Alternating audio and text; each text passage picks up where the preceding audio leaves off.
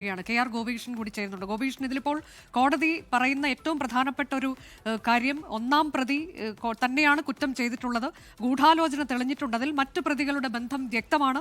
ഒന്നാം പ്രതി മറ്റു പ്രതികളെ എല്ലാവരെയും കൂട്ടിക്കൊണ്ടുവന്ന് ഈ കേസിലേക്ക് കൊണ്ടുവരുന്ന ജോയിന്റൽ പ്രിൻസിപ്പൽ എന്ന വാക്കാണ് അതിൽ സാങ്കേതികമായി ഉപയോഗിക്കുന്നത്. ആ തരത്തിലേക്ക് ഈ 6 പേരിൽ തന്നെ എങ്ങനെയാണ് അതിൽ ഗൂഢാലോചന തെളിഞ്ഞത്, അവർ പ്രതികളാണ് എന്ന തരത്തിലേക്ക് കോടതി പ്രാഥമികമായ ഒരു പ്രഖ്യാപനം നടത്തിയിരിക്കുകയാണ് ഇവിടെയും.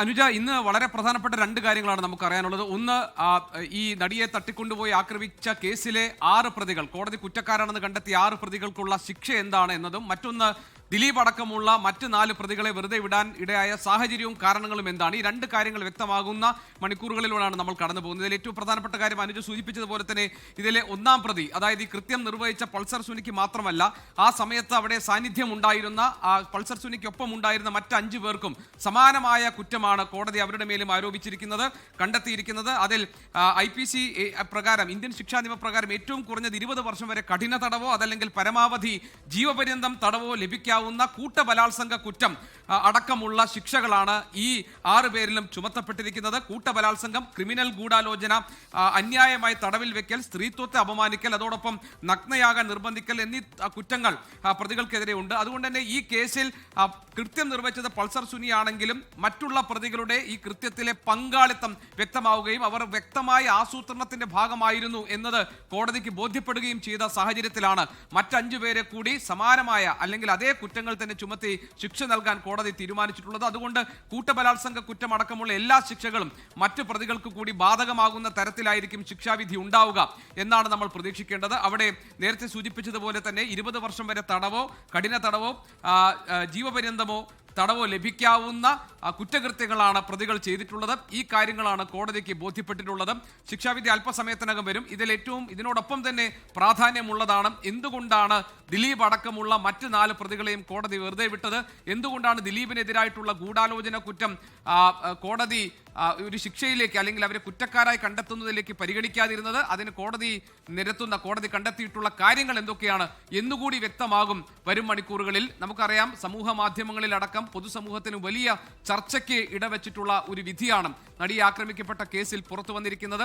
6 പ്രതികൾ കുറ്റക്കാരാണെന്ന് കോടതി കണ്ടെത്തിയെങ്കിലും ദിലീപ് അടക്കമുള്ള മറ്റ് 4 പേർക്കെതിരായ ഗൂഢാലോചന കുറ്റത്തിന്റെ കാര്യത്തിൽ കോടതി നിന്നുണ്ടായ വിധി പ്രസ്താവം, അവരെ കുറ്റവിമുക്തരാക്കപ്പെട്ടതിന്റെ പേരിലുള്ള വലിയ ചർച്ചകൾ സമൂഹത്തിൽ നടക്കുന്ന പശ്ചാത്തലത്തിലാണ് അതിന്റെ കാര്യകാരണങ്ങൾ എന്താണ് എന്ന് വ്യക്തമാകുന്ന വിധിന്യായം അല്പസമയത്തിനകം വരാൻ പോകുന്നത്. നേരത്തെ വിപിൻ സി വിജയൻ പറഞ്ഞതുപോലെ തന്നെ ഈ കാര്യത്തിലുള്ള പ്രോസിക്യൂഷന്റെയും പ്രതിഭാഗത്തിന്റെയും വാദം അല്പസമയത്തിനകം പൂർത്തിയാകും. ഇതിൽ പ്രതികൾ ഓരോരുത്തരായി പറയുന്നത് അവർ കുറ്റം ചെയ്തിട്ടില്ല, അവരുടെ വീട്ടിലെ സാഹചര്യം, അവരാണ് ഏക ആശ്രയം, അവരാണ് കുടുംബത്തിലേക്ക് വരുമാന മാർഗം, അവരിൽ പലർക്കും ഈ കാര്യങ്ങൾ അറിയില്ലായിരുന്നു എന്നൊക്കെയാണ് പൾസർ സുനി ഒഴികെയുള്ള മറ്റ് 5 പേരും പറയുന്നത്. എങ്കിൽ പോലും ഈ കുറ്റകൃത്യം എന്താണ് എന്ന് അറിഞ്ഞുകൊണ്ട് അതിന്റെ ഭാഗമാവുകയും അതിന്റെ ആസൂത്രണത്തിൽ പങ്കാളികളാവുകയും ചെയ്തു.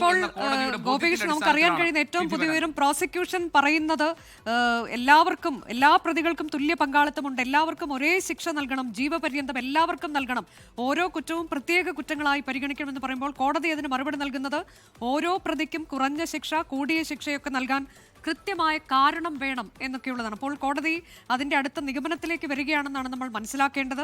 ഒന്നാം പ്രതി പ്രധാന കുറ്റകൃത്യം നടത്തി, ബാക്കി പ്രതികൾ സഹായികളല്ലേ എന്ന് ചോദിക്കുകയാണ്. അപ്പോൾ അതിൽ നിന്ന് ഒരുപക്ഷെ ഒന്നാം പ്രതിക്ക് ഏറ്റവും പരമാവധി ശിക്ഷ എന്ന തരത്തിലേക്കാണോ കോടതി, ആ ഒരു നിഗമനത്തിലേക്കാണോ നമ്മൾ ഇതിൽ കാണേണ്ടതെന്ന് സംശയമുണ്ട് ഗോപികൃഷ്ണൻ. അനുജ, നമുക്ക് ഈ ശിക്ഷാവിധി പ്രസ്താവന വരാൻ പോകുന്നതേ ഉള്ളൂ, കോടതി പ്രസ്താവിക്കാൻ പോകുന്നത്. പക്ഷെ അനുജ പറഞ്ഞതുപോലെ തന്നെ ഒരുപക്ഷെ പ്രോസിക്യൂഷൻ ഈ കാര്യത്തിൽ പറയാൻ പോകുന്നത്, പ്രതിഭാഗം ഈ കാര്യത്തിൽ പറയാൻ പോകുന്നത്, ഒന്നാം പ്രതി ഈ കുറ്റകൃത്യം ചെയ്യുന്നു, മറ്റുള്ളവർക്കൊന്നും ആ നിലയിലുള്ള അല്ലെങ്കിൽ അതേ തോതിലുള്ള ഒരു പങ്കാളിത്തം ഈ കുറ്റകൃത്യത്തിൽ ഇല്ല എന്ന വാദമായിരിക്കും ഉന്നയിക്കാൻ പോകുന്നത്. പക്ഷെ അവിടെ നമ്മൾ ശ്രദ്ധിക്കേണ്ട കാര്യം, കൂട്ടബലാത്സംഗം എന്ന കുറ്റം ആരോപിക്കപ്പെട്ടിരിക്കുന്നത് ഈ കൃത്യം നിർവഹിച്ച ഒന്നാം പ്രതിയിൽ മാത്രമല്ല, ഇതിന്റെ ഭാഗമായിരുന്ന മറ്റ് 5 പ്രതികളിലെയും, അതായത് മാർട്ടിൻ ആന്റണി, മണികണ്ഠൻ, ബിജീഷ്, വടിവാൾ സലീം, അതോടൊപ്പം പ്രദീപ്, ഈ 5 പ്രതികൾ കൂടി ഈ കുറ്റകൃത്യത്തിന്റെ സമാനമായ രീതിയിൽ ഈ കുറ്റകൃത്യത്തിൽ പങ്കാളികളായവരാണ് എന്നാണ് കോടതി കണ്ടെത്തിയിരിക്കുന്നത്. അതുകൊണ്ട് തന്നെ കൂട്ടബലാത്സംഗം അടക്കം ക്രിമിനൽ ഗൂഢാലോചന, അതോടൊപ്പം തന്നെ അന്യായമായ തടവിൽ വെക്കൽ, സ്ത്രീത്വത്തെ അപമാനിക്കൽ എന്നീ കുറ്റങ്ങൾക്ക് തുല്യ പങ്കാളിത്തം ഈ 6 പേർക്കുമുണ്ട്. അല്ലെങ്കിൽ പൾസർ സുനി ഒഴികെയുള്ള മറ്റ് 5 പ്രതികൾക്കും ഈ കൃത്യം നിർവഹിച്ച പൾസർ സുനിയെ പോലെ തന്നെ അവരും ഇതിന്റെ ഭാഗമായിരുന്നു എന്നൊരു കണ്ടെത്തൽ കോടതിക്കുണ്ട്.